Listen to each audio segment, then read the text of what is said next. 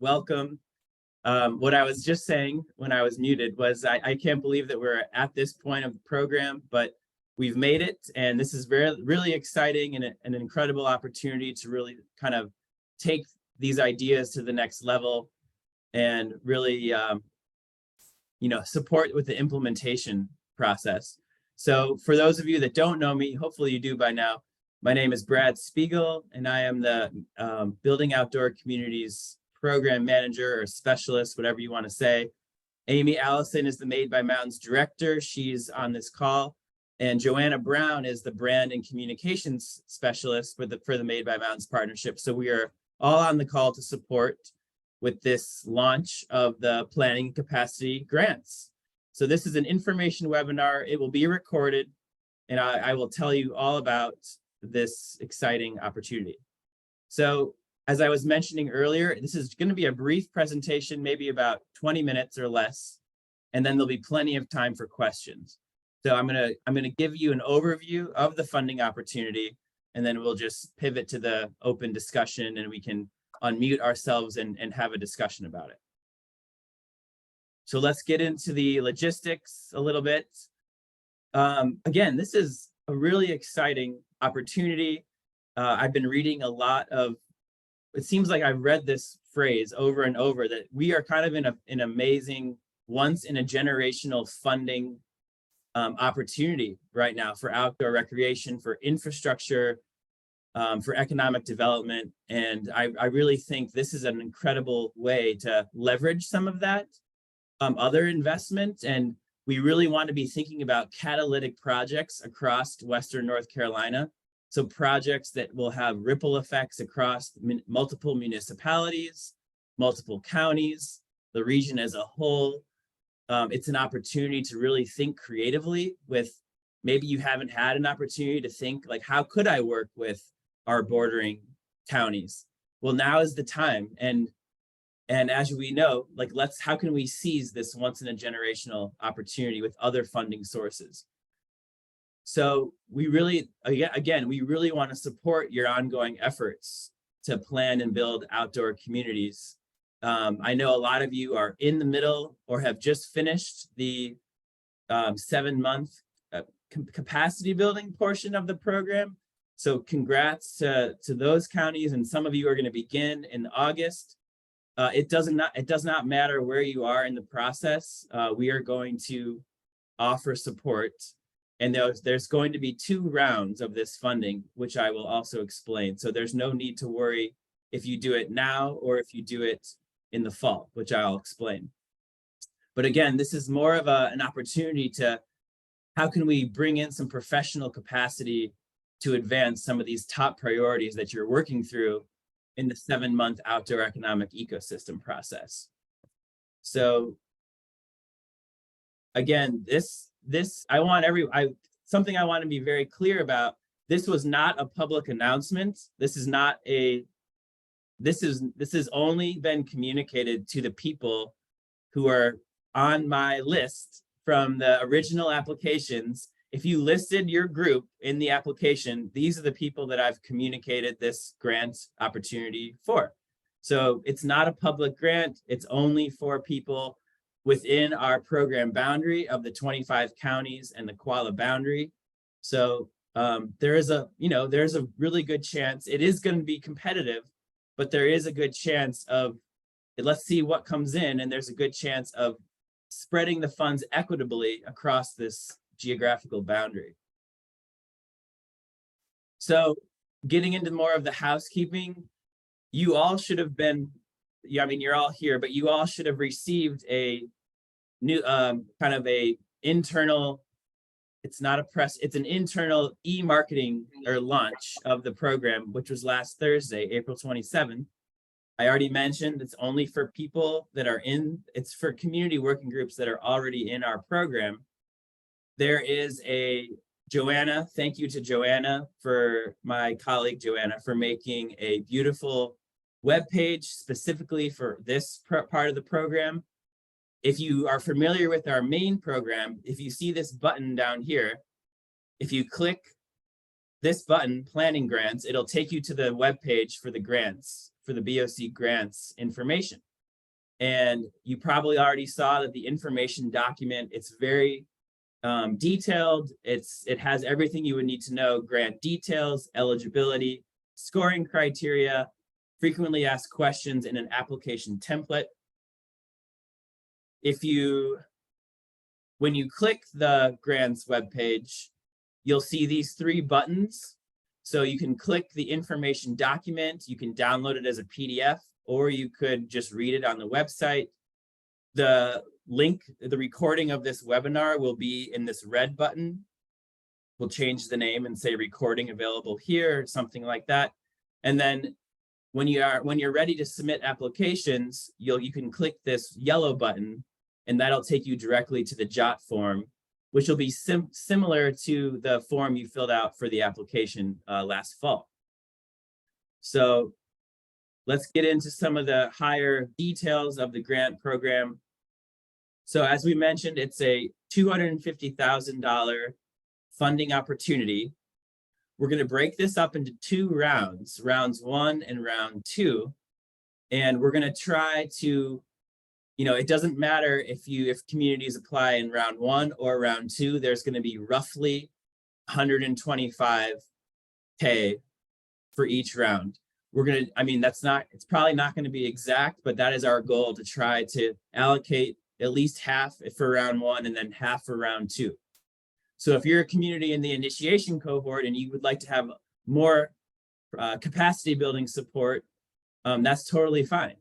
And you can wait until round 2, which will launch in the fall, to actually fill out an application. Similarly, if you're finished with the acceleration cohort and you're not ready to do this, you want to think more strategically about how to work with other potential bordering counties, you can do that and wait until round 2. But we'd like to start getting this out and really see what we can create together for the Western North Carolina.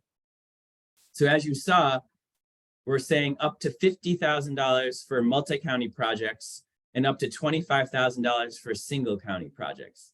This is really an opportunity to think about, we want to incentivize regional collaboration, as we were kind of mentioning last fall when we talked about outdoor recreation doesn't follow political boundaries. So we want to think about, take this opportunity it's really a paradigm shift. I was telling Joanna earlier this morning that it's a paradigm shift in thinking, but I think that's kind of the ingenuity we have this opportunity to apply for this funding. So we're excited about what comes through with that. The eligible activities, I just put an image of this outdoor economic ecosystem. It's pretty broad, but it's broad in the sense that it could be anything within this outdoor economic ecosystem. And I think the intention for that is, as you're working through these 6 core components of infrastructure, economy, tourism, brand, workforce and education, activation, thinking about the policy, the data, the planning, the funding aspects of all of those things, what is missing, and what would you really need help with from a professional consultant or something like that to really move the needle for your work. So the list is pretty explicit on the information document. Any type of outdoor recreation, infrastructure or economic development planning. It could be like trails, greenways, blueways. It could be business development. Maybe there's a potential site that's adjacent to an outdoor recreation asset that you want to think about. What is the feasibility of this actually happening?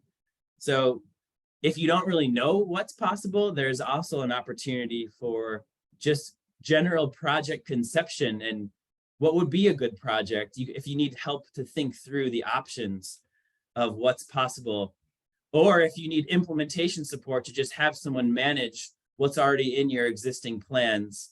It's all possible. So I want you to just, we're not, as long as it kind of fits in here, we're going to be open to any of those kind of core concepts. So here's a breakdown of the scoring criteria. It's out of 50 points. So each project will be scored by a building outdoor community selection committee once they're submitted. And these are kind of the main main things that we're going to be looking at. So the conceptual design, how does it fit in with existing plans and priorities across the region and the state, the municipalities and the county, making sure that it fits like a puzzle. Is it high impact? Does it have the ability to drive economic development or business creation, job creation, talent attraction, business attraction, those types of things, but also the social side? Will it have the ability to have a social responsible, accessibility and inclusivity, like those types of things? Are you going to create something that will inspire people and create a enhanced quality of life for locals and tourists alike? And also thinking about the land, like this has been a constant theme in doing this work, thinking about, is the land that you want to do a project in, the carrying capacity, does this land, is this the right place? So making sure that the land could handle the project that you're trying to build in the long run. So we really want to be thinking about these key issues early in the design phase so we don't have kind of negative impacts later. So that'll come in more into the sustainability piece and the operations and maintenance piece. We also want to be thinking about the planning piece, thinking about who's in your working group, who has not really been engaged to date, and making sure that if the municipalities, if municipalities haven't been involved, we want to make sure that everyone gets a say into what is going on into these projects. So that's kind of a little overview. Well, here's an overview of the application template. It's pretty straightforward.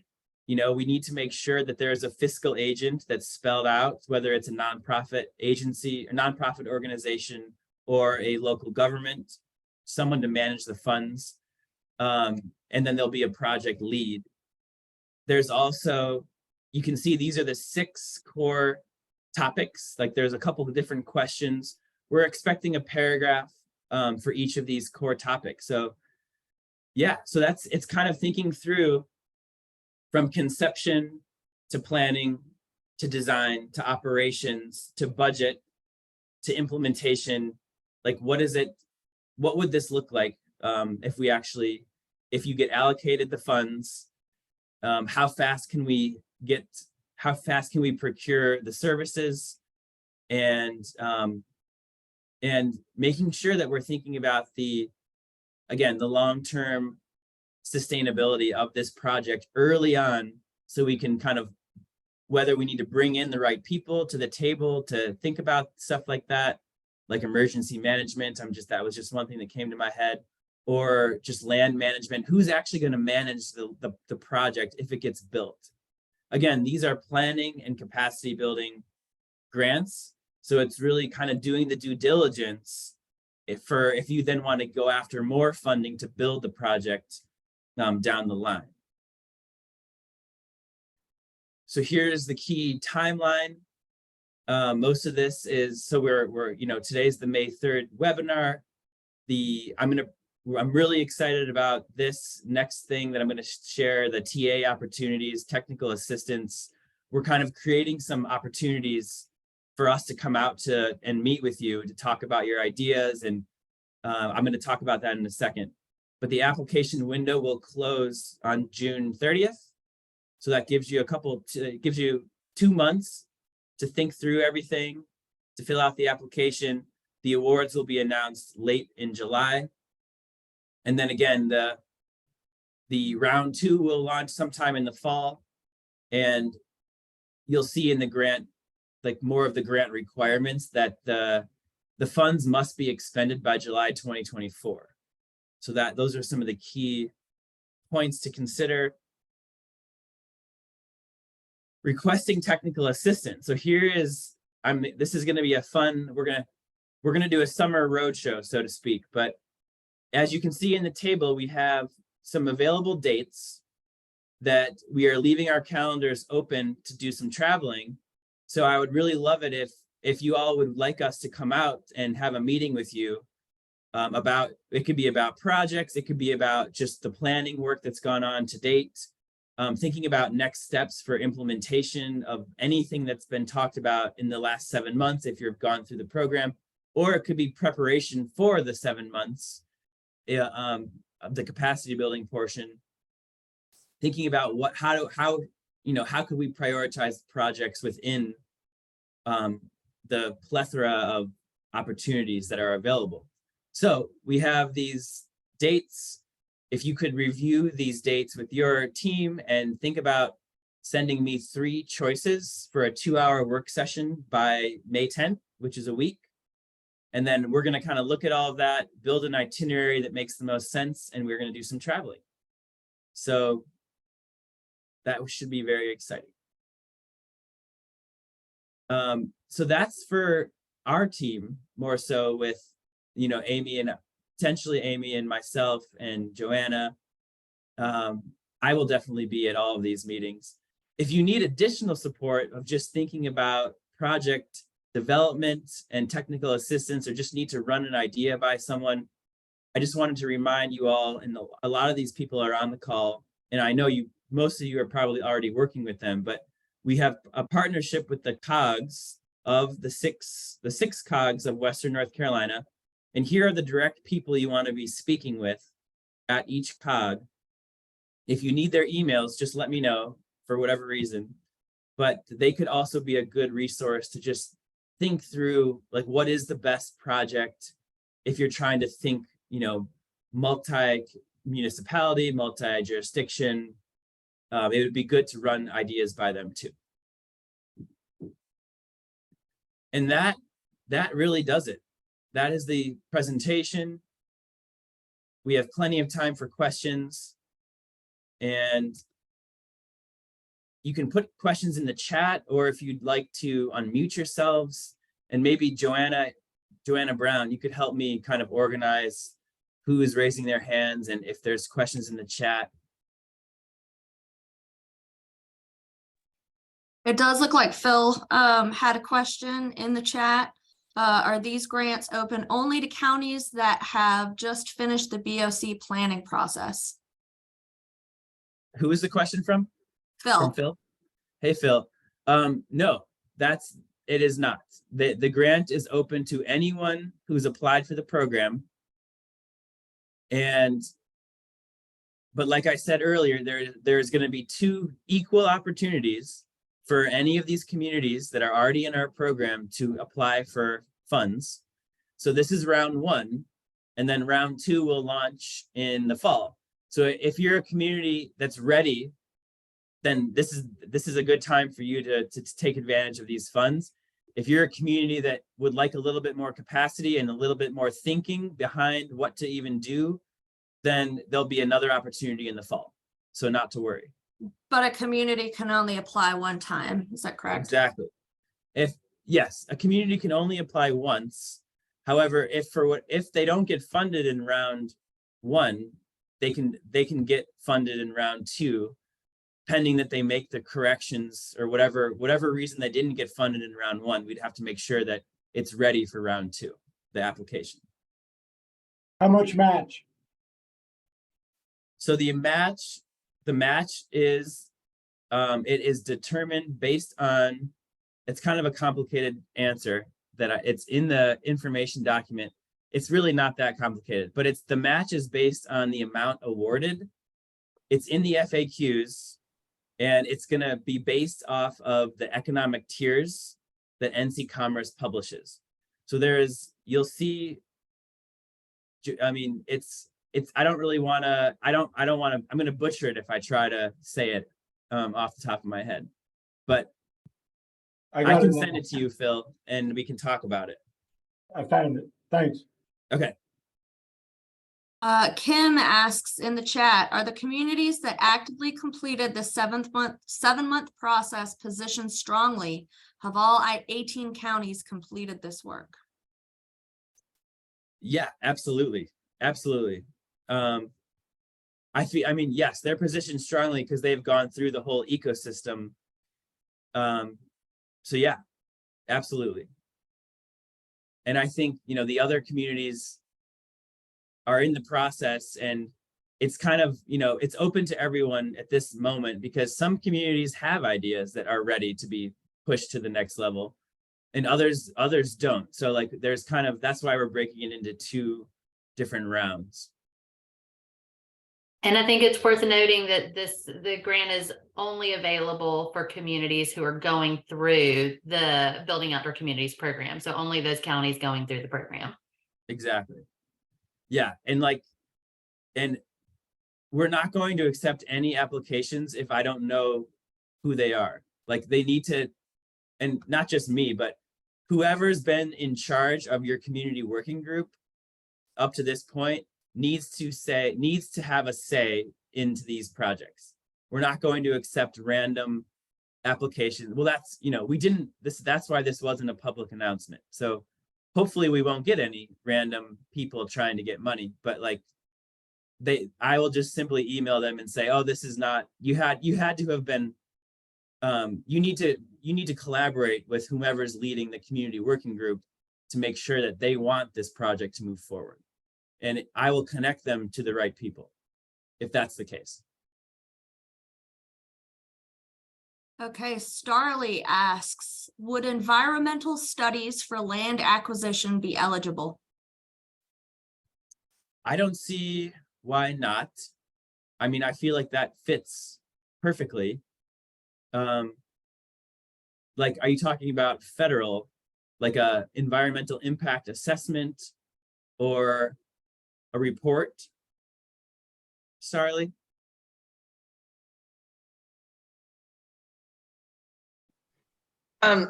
Just for land acquisition, the land acquisition through the state park system, which is open now and then open again in the fall, and they require a environmental study of the area. These would be private property owners that we would be purchasing, but with state money. Yeah, I'm pretty sure that sounds like a good due diligence, feasibility. Yes.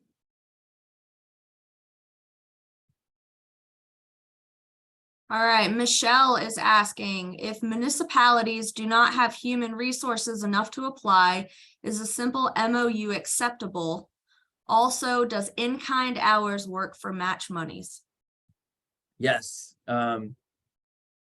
So I was saying yes to the in-kind. Yes, there is a FAQ specifically on in-kind contributions. I think the number was, I think it was around, again, I'm not sure off the top of my head, but it was around $31 per volunteer hour, something like that. I can send that to you, Michelle, if you would like. The second part, okay, so that, yes, going back to, if this is going to be something that is multi-jurisdictional, we only need one application. So if one municipality doesn't have the capacity, they could be listed in the application or as a project partner. Does that make sense? Someone would still have to apply at some level and act as the fiscal agent.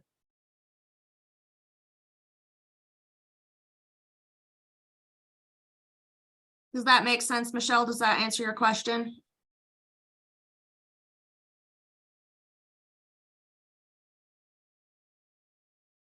Okay, she says, yes, we just need to show that we're in agreement. Great. All right. Kathy asks, is the most amount to be awarded to a county for a single county project $25,000? I'm so sorry. I was distracted by the chat. Can you say that again? Is the most amount to be awarded to a county for a single project $25,000? So yes, up to 25,000 is for if it's just one county, and up to 50,000 if it's multi-county.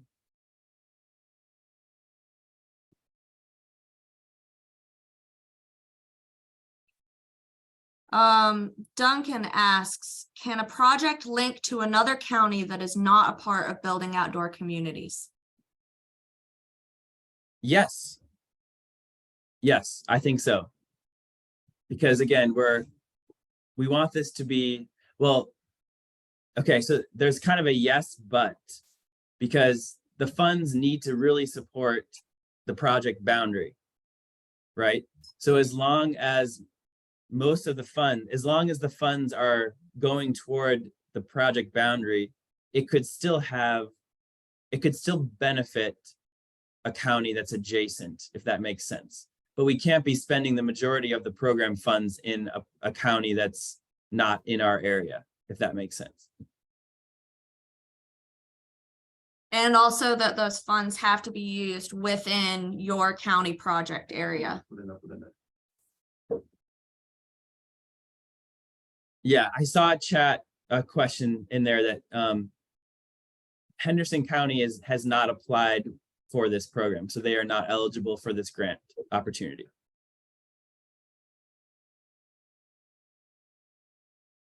Just curious, how many counties in Western North Carolina are not included?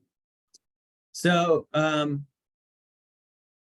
of the 25, it's really just Henderson County, to be honest.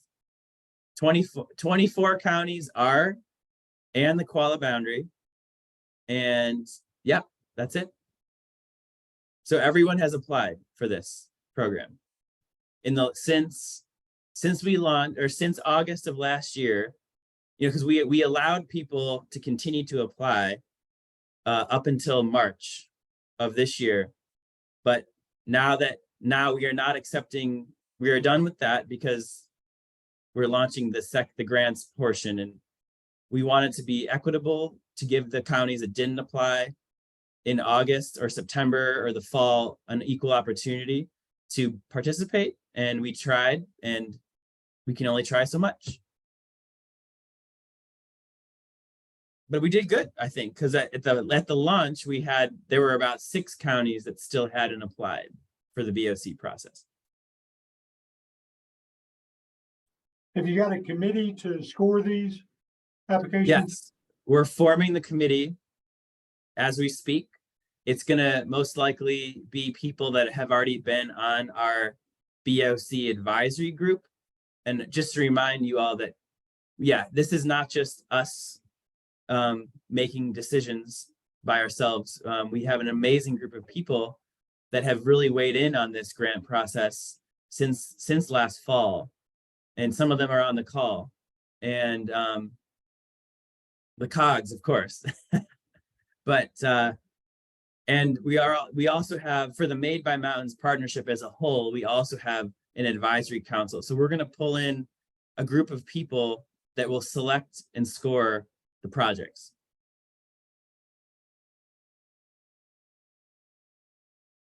All right, Duncan asks, will there be future funding for project implementation, i.e. once the due diligence is completed? Sorry. So that's a great question, and we would ideally hope to have that. But as you all know, our funding is this set of grant money from ARC is over in the fall of 2024.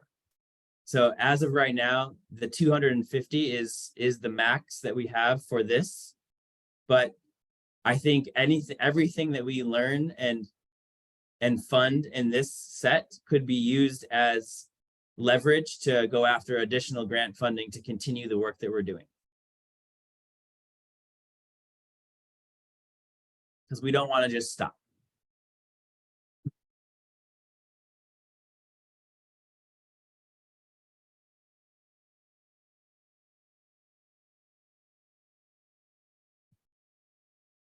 Anyone else? And feel free to unmute if you want to say hi. Hey, Bradley, I just want to throw a comment out here. Yes. We talked about this in our seventh month meeting. And I just want to share, and you were on that call with us, so I appreciated that. But I just want to share, I think for us, for McDowell County, Here we have done all of this work on a monthly basis. We've put our heads together. We've created a really amazing framework, and we've reached this point, but now it's like, okay, now what? And so we have plans to get back together to look at those major themes to kind of figure out what that low-hanging fruit is as a community. But I also recognize that our county has incredible collaboration, and that may not exist everywhere. And so I think that it would be really beneficial if there was maybe some direction on, okay, now what? Mhm. Just my 2 cents. Yes. We are actively thinking about that right now. I think this is a part, the now what is, launching these grants is a part of the now what, but like that is kind of the reason that we are building in some time this summer to come out and really sit and think about, strategize, like here, especially with the communities that have just finished, like that. I am constantly, trust me, it's on my mind, and we are thinking about now what.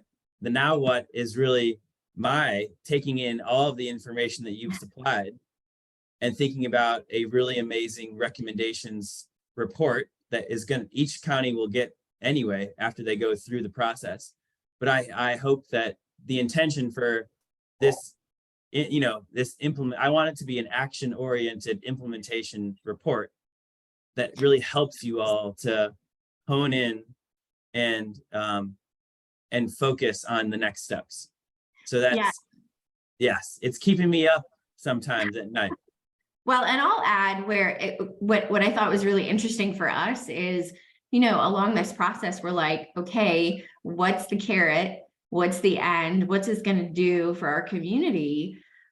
What's the secret sauce? But for us, we've said repeatedly, we feel like the secret sauce was, here's a county that didn't think that we could collaborate any better, but here we are making even greater strides forward collectively together as a team. So thank you for that, and for all of your work, and really building an awesome program. It was a lot of work, but we're grateful for the experience.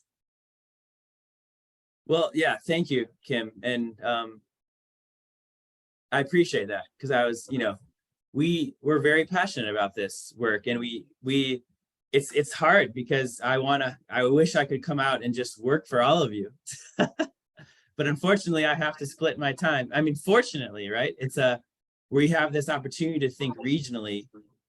And I've learned so much from all of you. And I'm going to be, when I build these reports, I'm going to be thinking about everything that I've learned from sitting in on meetings, to what I've been researching, to what's already in the existing plans, to like kind of national best practices. And I'm going to pull in I want to help to like really be the implementation support that you all are needing. Kind of like, if you need research on precedents, like I'm going to incorporate stuff like that.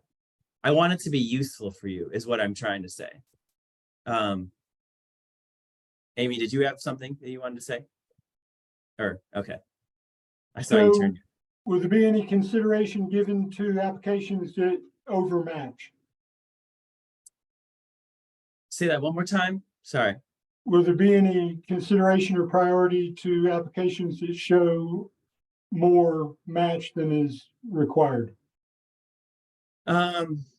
So you're saying if communities give more match? I don't know.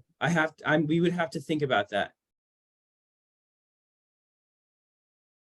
I think my gut immediately says, yeah, we definitely have to think about it, because we want it to be equitable and want to make sure that all of our counties have the same opportunity. And so we know that some of our counties do have more funding available, and that's fantastic, but we want it to be something that's attainable for all of our communities. And like, one of the things that we're going to be thinking about when we look at the map that I showed you of Western North Carolina, like we want to be funding we want these funds to equitably support the whole region the best way possible. Like thinking about the most beneficial use of these funds to support the region. And this is, again, this is kind of seeding, it's seed money, planning and capacity seed money that could really do amazing things if we can get additional funding to build these projects in the future. So we want these to be benefiting the whole region. And we're going to do the best. The selection committee is going to make sure that, that we use the word catalytic. And I think that from an economic development standpoint, it's thinking about the ripple effects, does it have that ability to be a job creator? Does it have the ability to enhance quality of life for all types of people, no matter what type of body they have, or that type of thing? Does it have the ability to stimulate other development, as this foundational network of infrastructure? How does it align with the state's implementation priorities and their great trails? Like how can we build on this network that's being created at this moment in time? Kind of feed into this network. All right, so I have a couple of questions that have popped up in the chat. So I'm going to go with Starley's question, Ann's question, and then Heather, I see your hand raised, so we'll hit you third, if that's all right. So Starley is asking, will each county get our own report from our 7-month collaborative? Yes. And I wanted to say one more thing about that. So Appalachian State, they're also doing a lot of work, John and Ash and Melissa. So you will get a report from me of what I've described earlier, kind of a synthesis of key recommendations, implementation strategies, next steps. Appalachian State is creating a baseline economic impact assessment from the survey that they sent out a couple months ago. They received amazing data.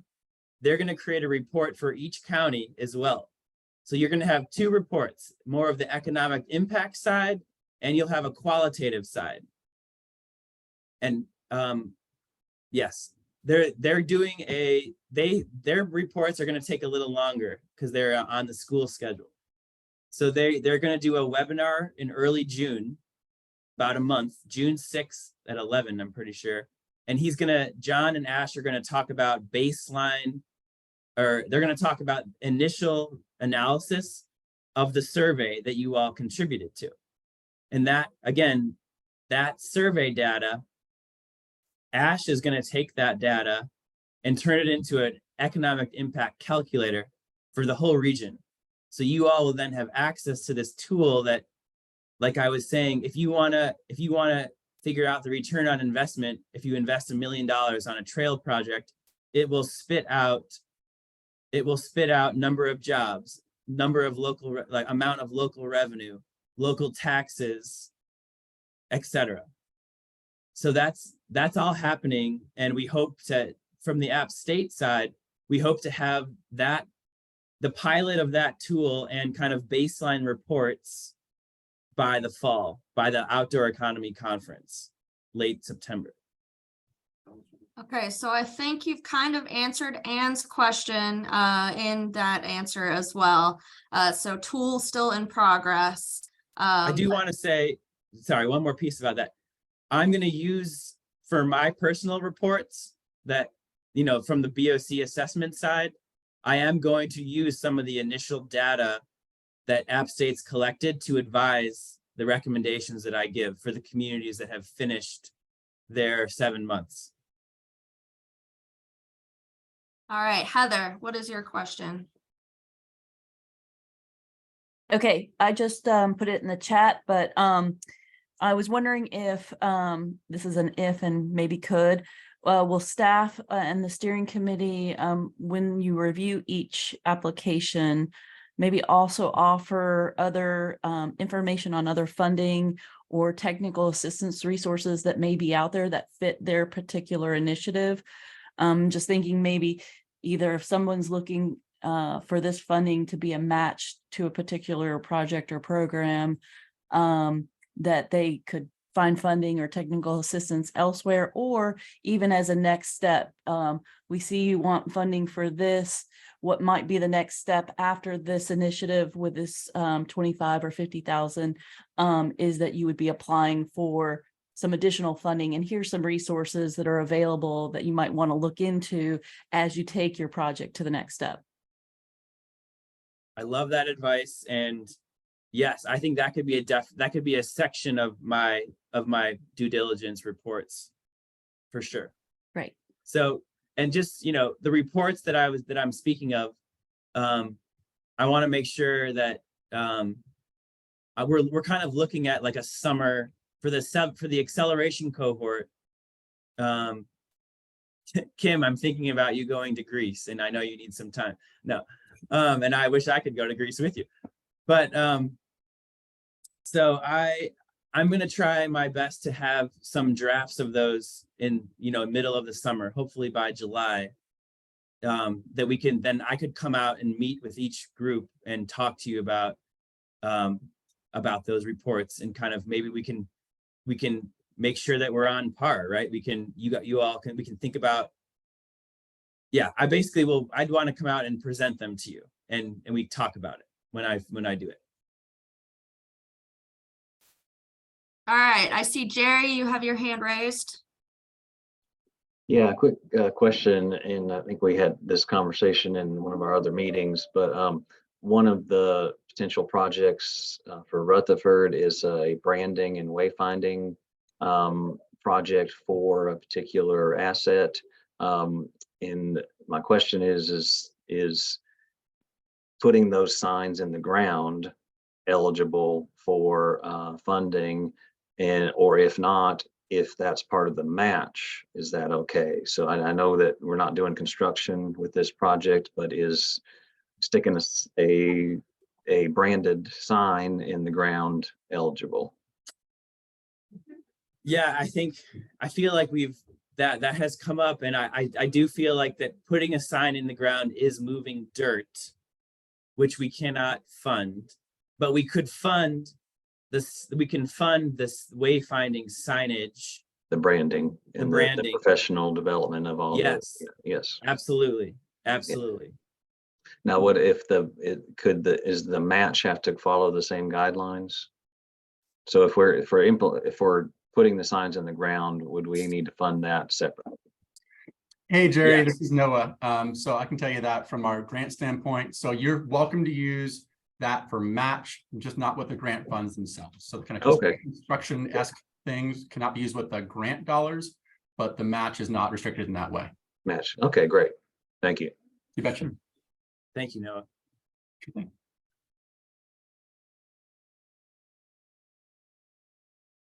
All right, I have a question in here from Paul, but I was gonna kind of save it for towards the end, just because I feel like there are, you know, multiple group members that can answer this question as well. So any other questions, anything else about process or application or whatnot?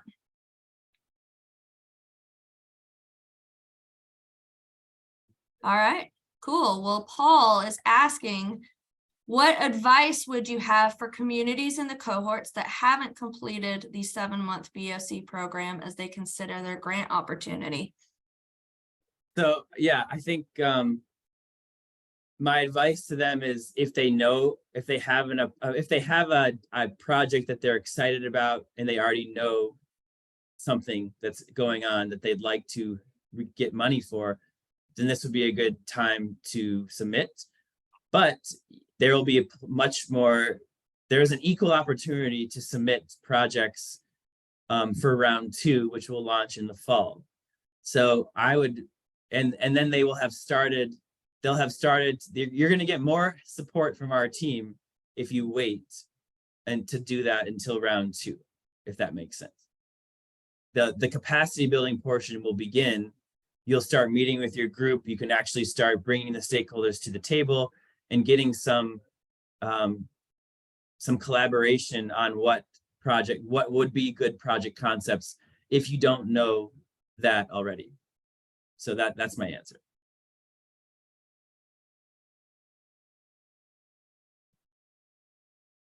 Any other burning questions?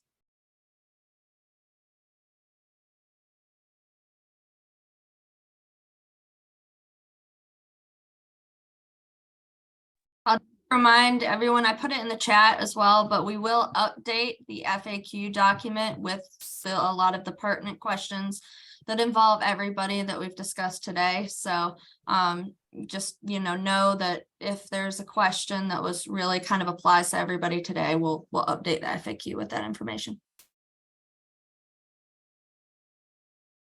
All right, everyone. Well, I appreciate you being here. I appreciate the work to advance outdoor recreation across the region. And let's get the grant process going. Thank you. Bye, Ann.